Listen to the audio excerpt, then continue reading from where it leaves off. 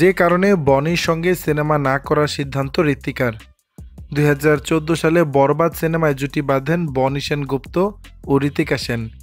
এরপর তাদের দেখা যায় লাভ স্টোরি সিনেমায়। এই জুটির রসায়নেও মুগ্ধ সিনেমা প্রেমীরা।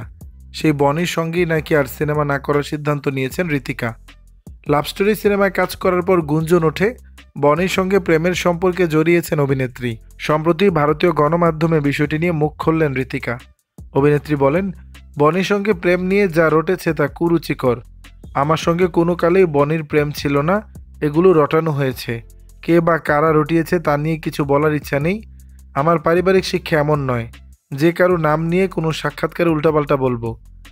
ঋতিকা আরও বলেন, অতীতে বলেছে খারাপ লেগেছে। বহুদিন ধরে এসব মিথ্যে আমি দেখে আসছি। আগে কোনোদিন কিছু বলিনি, কিন্তু এবার আর চুপ করে থাকা আমার পক্ষে সম্ভব হচ্ছে না। বনি কোনোদিন আমার প্রেমিক ছিল না, ওর সঙ্গে আর কোনোদিন সিনেমা করব না আমি। প্রসঙ্গত, শিশুশিল্পী হিসেবে অভিনয়ে ক্যারিয়ার শুরু করেছিলেন ঋতিকা। এখন তিনি পুরুদস্তুর নায়িকা। 2012 সালে 100% লাভ সিনেমায় অভিনয়ের মধ্য দিয়ে নিজের সফর শুরু করেন তিনি। দর্শক, বিষয়টি নিয়ে আপনাদের মতামত জানাবেন নিচের কমেন্ট বক্সে।